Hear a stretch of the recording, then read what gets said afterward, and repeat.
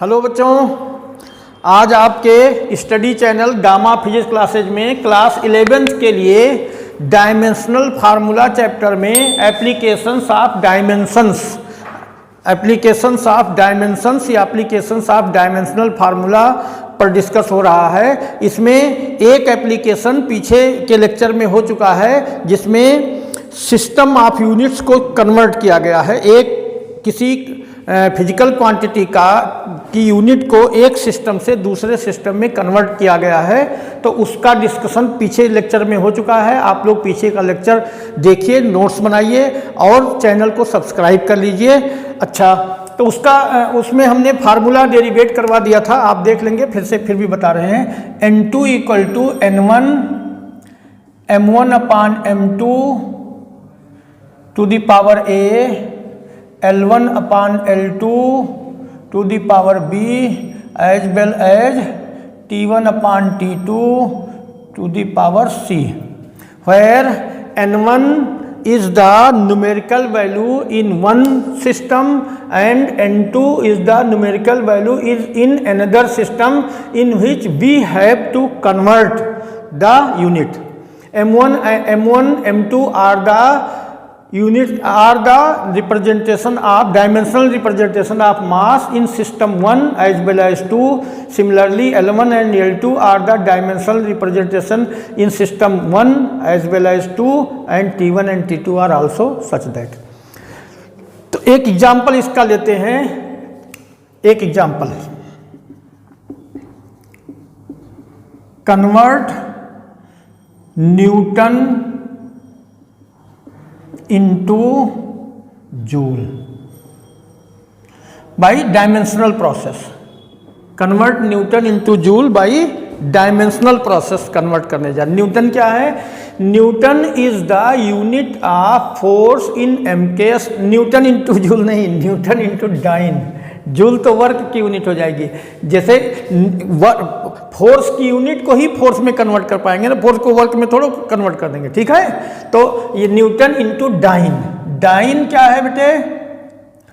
Newton is the unit of force in MKS system and dyne is the unit of force in CGS system. तो newton को dyne में convert करना है, it means 1 newton को dyne में convert करना है। 1 न्यूटन लिखा है कन्वर्ट न्यूटन इंटू डाइन, तो कितना newton into dyne? 1 newton into dyne. कुछ ना कहा जाए तो हमेशा 1 अपने आप समझ लिया जाता है, ठीक है। तो क्या है? N1 माने एक सिस्टम में, जो MKS सिस्टम में न्यूटन की बात करते हैं, यहाँ पर N1 की वैल्यू न्यूमेरिकल वैल्यू 1 है, और U1 माने न्यूटन का डायमेंशनल फार्मूला, फोर्स का डायमेंशनल फार्मूला क्या होता है? mLT की पावर -2। लेकिन एक सिस्टम है तो M1 L1 T1 की पावर -2। वेयर M1 क्या है बेटे? Where M1 kilogram. MKS system में मास की यूनिट किलोग्राम है। L1 MKS सिस्टम में लेंथ की यूनिट मीटर, और T1 MKS सिस्टम में टाइम की यूनिट सेकेंड, ठीक। कन्वर्ट किस में करना है? CGS सिस्टम में न्यूमेरिकल वैल्यू हमें फाइंड आउट करनी है। तो U2 equal to M2 L2 T2 की पावर -2, वेयर M2 क्या हो गया? Unit of mass in CGS system that is gram. L2 unit of length in CGS system that is centimetre, as well as T2 ये second ही रहता है। MKS metre kilogram second, CGS centimetre gram second, ये second ही रह जाता है। अब कन्वर्ट करेंगे, यही फार्मूला लगाने जा रहे हैं। तो N2 इक्वल टू N1, चलो वैल्यू रख N1, एक बार फार्मूला M1 अपान M2, तो M1 अपान M2, देखिए M1 अपान M2 की पावर A लिखा था, तो यहाँ तो M1 की पावर M2 की पावर 1 है, तो M1 अपान M2 ऐसे रह गया बेटे, इंटू L1 अपान L2 की पावर B, तो ये भी 1 पावर ही है, L1 अपान L2 इंटू T1 अपान T2 की पावर यहाँ -2 है, यहाँ भी तो ये -2, ये एग्जाम्पल है तो -2, ठीक है। चलिए सब वैल्यू रख देते हैं। N1 की वैल्यू 1 है। M1 क्या है? किलोग्राम। किलोग्राम और ग्राम का रिलेशन आपको पहले से मालूम है। 1 kilogram equal to 1000 gram upon M2 gram है, ग्राम लिख देते हैं। L1 मीटर है। मीटर और सेंटीमीटर का रिलेशन आपको मालूम है, 100 सेंटीमीटर मीटर को लिख सकते हैं upon centimetre. T1 and T2 both are second, तो सेकेंड अपान सेकेंड की पावर -2, तो ये तो कैंसिल ही हो गया। ये ग्राम ग्राम कैंसिल हो गया, सेंटीमीटर सेंटीमीटर कैंसिल हो गया। N2 इक्वल टू, देखिए ये 1000 इंटू 100 तो 10 की पावर 5 ये आया। दैट इज क्या कहें, that is 1 newton equal to 10 to the power 5 dyne. ठीक है, तो न्यूटन को डाइन में कन्वर्ट कर लिया गया डायमेंशनली। एक एप्लीकेशन हो चुका है पहले, इसका ये डेरिवेशन करवा चुके थे, इस पर एक बेस्ड हमने एग्जाम्पल बता दिया। अब next application, to check the correctness of equations. Equations की करेक्टनेस डायमेंशनल प्रोसेस से हम चेक कर सकते हैं। इसका प्रोसेस क्या है, हम किसी फिजिकल इक्वेशन के दोनों साइड्स की डायमेंशनल फार्मूला लिखेंगे। दोनों साइड्स का डायमेंशनल फार्मूला अगर इक्वल है तो वो इक्वेशन डायमेंशनली करेक्ट होगा। अगर दोनों साइड्स के डायमेंशनल फार्मूला इक्वल नहीं हैं तो इक्वेशन डायमेंशनली इनकरेक्ट हो जाएगा।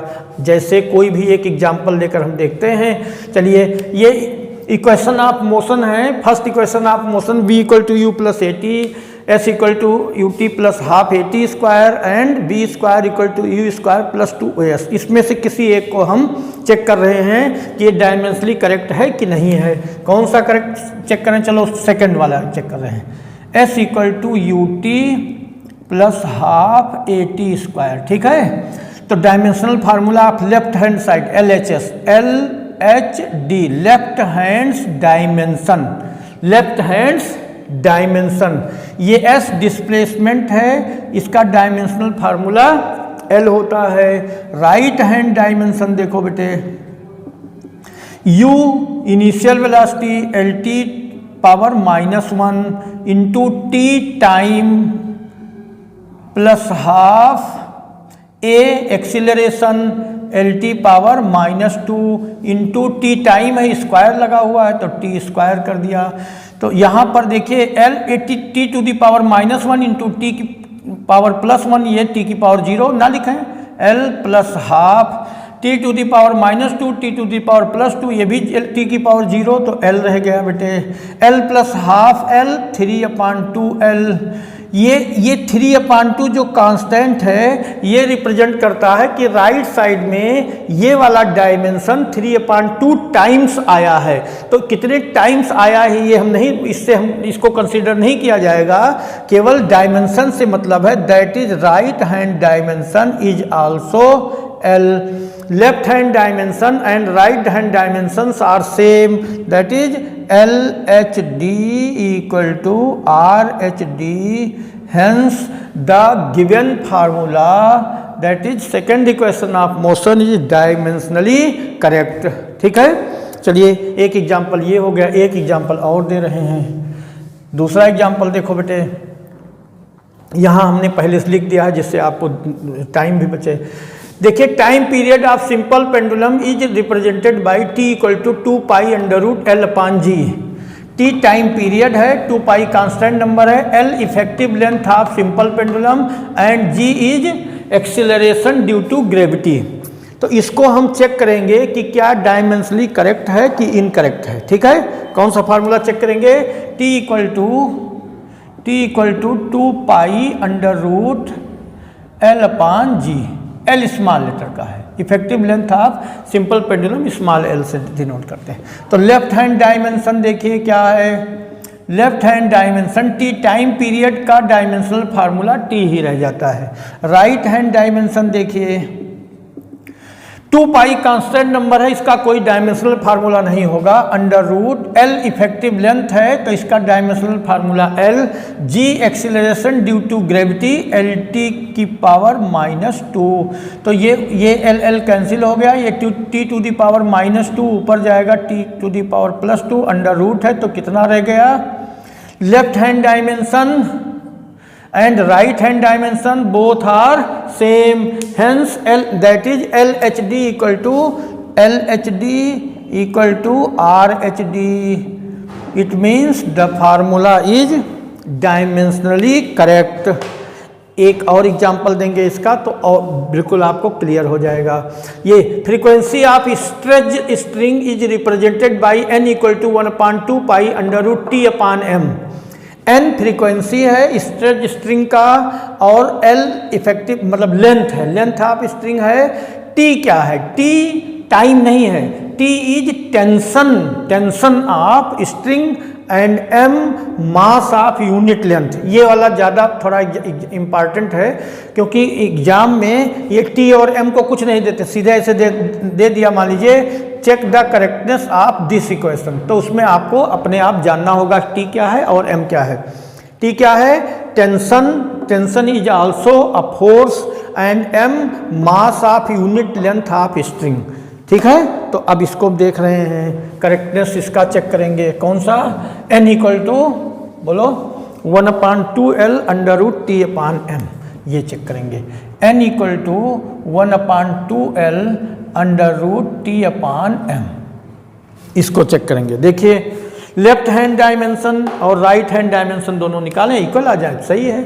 लेफ्ट हैंड डायमेंशन देखो बेटे LHD फ्रीक्वेंसी है, n इज द फ्रीक्वेंसी का dimensional formula T to the power -1 होता है। ठीक है, राइट हैंड डायमेंशन देखिए RHD, ये है 1/2L, 2 से कोई मतलब नहीं, L लेंथ है, लेंथ का डायमेंशनल फार्मूला L होता है।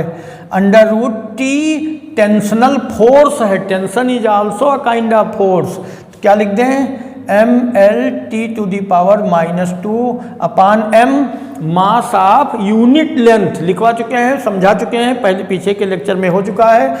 यूनिट लेंथ का मास ml -1, तो mm कैंसिल हो गया, ये l की पावर -1 ऊपर जाएगा तो +1 हो जाएगा 1/L इंटू अंडर रूट, ये हो जाएगा बेटे L² T to the power -2। इसका अंडर रूट लेंगे तो 1/L इंटू LT की पावर -1, ये LL कैंसिल हो गया, कितना आ गया T टू दी पावर -1। अब ठीक से देखिए, जो लेफ्ट हैंड डायमेंशन है T to the power -1, right hand dimension है T to the power -1, that is LHD equal to RHD, hence the given expression is dimensionally correct। ठीक है, clear हो गया। तो दो यूज हो गया, क्या, एक तो किसी फिजिकल क्वांटिटी की यूनिट को कन्वर्ट करेंगे एक सिस्टम से दूसरे सिस्टम में अकॉर्डिंग टू डायमेंशनल प्रोसेस, और दूसरा हो गया कि करेक्टनेस आप किसी इक्वेशन चेक करेंगे कि दोनों साइड्स का अगर डायमेंशनल फार्मूला सेम है तो करेक्ट है, दोनों साइड का अगर डायमेंशनल फार्मूला सेम नहीं है तो इनकरेक्ट हो जाएगा। तीसरा यूज क्या है, इसको थोड़ा ज़्यादा समझना, इस पर बेस्ड क्वेश्चन ज़्यादा आते हैं। देखिए, deducing the relationship between the physical quantities, किसी फिजिकल क्वांटिटी के लिए फार्मूला डेरिवेट करते हैं या कह लो रिलेशन इस्टेब्लिश करते हैं। तो रिलेशन इस्टेब्लिश करने के लिए कुछ कंपलसरी बातें क्या हैं। अगर कोई फिजिकल क्वांटिटी 3 और less than 3 other physical quantity पर डिपेंड करती है, अदर फिजिकल क्वांटिटी कितनी होनी चाहिए, 3 और लेस देन 3। अगर कोई फिजिकल क्वांटिटी 3 और less than 3 other physical quantity पर डिपेंड करती है तो डायमेंशनल प्रोसेस से उस क्वांटिटी के लिए रिलेशन या फार्मूला इस्टेब्लिश कर सकते हैं। एक एग्जांपल देंगे, आप और बढ़िया समझ पाएंगे। देखिए एग्जांपल हम यही दे देते हैं इसी का जो पहले चेक किया गया। देखिए कोई सिंपल पेंडुलम है जिसका time period effective length of thread और एक्सेलरेशन ड्यू टू ग्रेविटी पर डिपेंड करता है, तो इस्टेब्लिश द रिलेशनशिप या डेरिवेट द फार्मूला या deduce the formula for time period of simple pendulum. क्या क्वेश्चन हो गया? क्वेश्चन है कि if the time period of a simple pendulum depends on the effective length of thread and acceleration due to gravity, then find out the formula for time period of simple pendulum. तो जिस पर depend कर रहा है time period, कौन कौन सी quantity पर depend करता है? According to question time period depends on length of thread, effective length of thread and acceleration due to gravity. इन दोनों पर डिपेंड कर रहा है। जिस पर डिपेंड कर रहा है उसका प्रोपोर्शनल हम लगा देते हैं और यहाँ पावर अपनी तरफ से कुछ लगा दिया। ये एक्स वाई हमने आर्बिट्रेरी कोई वेरिएबल चूज कर लिया, इसकी वैल्यू हम निकाल लेंगे। यहाँ प्रोपोर्शनल की जगह इक्वल रखेंगे बेटे तो कोई कांस्टेंट आ जाएगा L की पावर x G की power y, where k is dimensional constant. अब यहीं से समझिए, एक एक स्टेप समझिए, सारे क्वेश्चन ऐसे लगेंगे, इंपॉर्टेंट है, इस पर बेस्ड क्वेश्चन आते हैं। दोनों साइड्स का डायमेंशनल फार्मूला पुट कर देंगे। ये t टाइम पीरियड है तो इसका कैपिटल T ही रह जाता है dimensional formula. K dimensional constant है, इसका इसका डायमेंशनल फार्मूला नहीं रहेगा। L इफेक्टिव लेंथ है, दैट इज लेंथ है L की power x। G acceleration due to gravity है, L t to the power -2 इसकी पावर y। अब यहाँ पर देखो बेटे, ये लिखा है t इक्वल टू L की पावर x यहाँ है और y यहाँ है, तो L की पावर x प्लस y हो जाएगा। t की पावर -2y है तो t की पावर -2y। ठीक, यहाँ ये अब दोनों साइड्स में पावर्स का कंपैरिजन करेंगे, comparing the powers of both side. तो इधर L की पावर x प्लस y है राइट साइड में, इधर L की पावर कितनी है? इधर L नहीं है, इट मीन्स L की पावर 0 है, तो हम पावर कंपेयर करेंगे, x plus y equal to 0।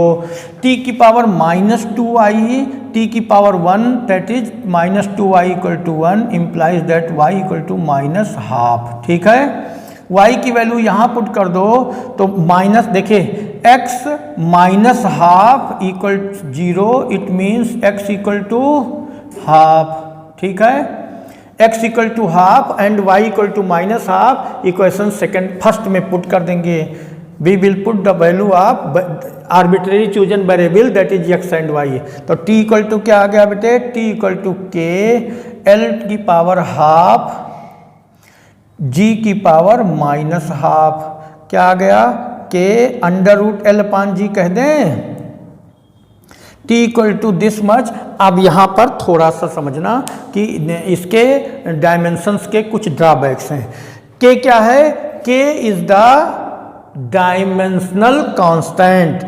इसकी वैल्यू डायमेंशनल प्रोसेस से फाइंड नहीं हो सकती है, ये ड्रॉबैक ऑफ डायमेंशन है।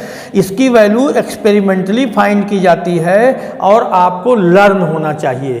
तो एक्सपेरिमेंटली k इक्वल टू, ये एक्सपेरिमेंटली होता है, एक्सपेरिमेंटली k इक्वल टू 2 पाई। ये यहाँ कोई डायमेंशनल प्रोसेस का कोई काम नहीं है, आप इसको लर्न होना चाहिए, रख दें। Therefore t equal to 2 pi √L/G, ये आया relationship of time period for simple pendulum. ये इस फार्मूला इस्टेब्लिश हुआ, यही फार्मूला यहाँ पहले आपने यही वाला फार्मूला आ गया, इसको आपने पहले करेक्टनेस इसकी चेक भी की है। ठीक है, तो एक एग्जाम्पल ये हो गया। एक एग्जाम्पल और देते हैं, दूसरा वाला, ये ज़्यादा पूछा जाता है। दूसरा एग्जाम्पल देखिए क्या है, इसीलिए पहले से हमने सब क्वेश्चंस यहाँ लिख दिए। देखिए ये frequency of stretch string N depends on length of string L, tension of string T and mass of unit length of string M। Establish the formula for frequency of stretched string. ठीक है, तो establish the formula for frequency of stretched string, जिसका formula establish करना होता है वो जिन पर depend करता है उस पर हम let n is proportional to L पर डिपेंड कर रहा है तो L की पावर x हमने कह दिया, t पर डिपेंड कर रहा है तो t की पावर y कह दिया हमने, m पर डिपेंड कर रहा है तो m की पावर z कह दिया। ठीक है, ठीक। अब यहाँ पर प्रोपोर्शनल की जगह इक्वल लगाते हैं तो कोई डायमेंशनल कांस्टेंट आ गया, ये k L to the power x, t to the power y and m to the power z। इसको इक्वेशन फर्स्ट कर दीजिए। अब वही सारा प्रोसेस वही, दोनों साइड्स का डायमेंशनल फार्मूला पुट करिए। तो n फ्रीक्वेंसी है, फ्रीक्वेंसी का dimensional formula t to the power -1 होता है। k का कोई डायमेंशनल फार्मूला नहीं, ये कांस्टेंट है। l लेंथ है, तो l लेंथ है, लेंथ का डायमेंशनल फार्मूला l ही रह जाता है, l की पावर x। t ये टाइम नहीं है बल्कि टेंशन है, फोर्स है, m l t to the power -2 की पावर y, और m mass of unit length ml -1 to the power z। इसको थोड़ा सा सॉल्व कर लेते हैं। यहाँ m की पावर y है, यहाँ m की पावर z है, तो m की पावर y प्लस z हो गया। यहाँ l की पावर y है, यहाँ l की पावर x है, यहाँ l की पावर -z है। क्या लिख दें, x plus y minus z, ठीक है, x plus y minus z। और t की पावर देख लो, t की पावर -2y, और कहीं t नहीं है, -2y रह गया। अब कंपेयर करेंगे, पावर्स का कंपैरिजन करेंगे बेटे, comparing the powers from both side. तो y प्लस z, देखो m की पावर y है, m की पावर z है, तो क्या लिख दें, y plus z equal to 0, क्योंकि इधर m नहीं है। l की पावर यहाँ है x plus y minus z equal to 0, क्योंकि यहाँ l नहीं है। अब t की पावर देखिए -2y equal to -1 implies that y equal to -1 upon -2 that is half. y की वैल्यू हाफ आई, यहाँ पुट कर दो। z की वैल्यू देखिए हाफ प्लस z बराबर 0, तो z इक्वल टू -हाफ, ठीक है। y और z दोनों की वैल्यू यहाँ पुट कर दीजिए, तो x प्लस y की वैल्यू है हाफ माइनस z की वैल्यू है -half equal to 0 implies that x, और हाफ ये माइनस माइनस प्लस हो जाएगा, हाफ प्लस हाफ 1 होता है, equal to 0 implies that x equal to -1, ठीक है। तो x, y और z तीनों की वैल्यूज आपने फाइंड कर ली। अब इसको यहाँ इक्वेशन फर्स्ट में पुट कर देंगे, putting the value of x, y and z in equation first. अब पुट करते हैं, देखो बेटे क्या आ गया, n इक्वल टू, देखो n equal to k l की पावर x, तो l की पावर क्या लिख दें, -1, t to the power y, t to the power half, और m to the power z -half. तो कितना आ गया, k -1 है तो अपान l लिख दें, t की पावर हाफ और m की पावर -हाफ, तो under root t upon m, ठीक है। n इक्वल टू इतना, where k is dimensional constant. तो डायमेंशनल कांस्टेंट बताया है, कोई डायमेंशनल प्रोसेस नहीं इसकी वैल्यू फाइंड करने के लिए, ये एक्सपेरिमेंटली होता है। तो k equal to 1/2 experimentally, therefore n equal to 1/2l under root t upon m, ठीक है। तो ये हो गया। तो इस तरीके से हमने सब पर डिपेंड जो है, सब पर बेस्ड एक एग्जाम्पल, दो एग्जाम्पल भी करवा दिए, इसका यूज हो गया। अब इसके कुछ एग्जाम्पल्स जो आपको अगर कोई ऐसा चैलेंज है तो आप कमेंट करिए, और नहीं तो हम अपने आप देखेंगे, जो इम्पॉर्टेंट होंगे, जो ज़्यादातर एग्जाम्स में आते हैं उनको कल कवर करेंगे। लगभग ये चैप्टर पूरा हो गया, थोड़ा बहुत रह गया, इस पर बेस्ड कुछ चीज़ें हम और इम्पॉर्टेंट टॉपिक थोड़ा बहुत जो चेक करके बताएंगे। Okay, thanks.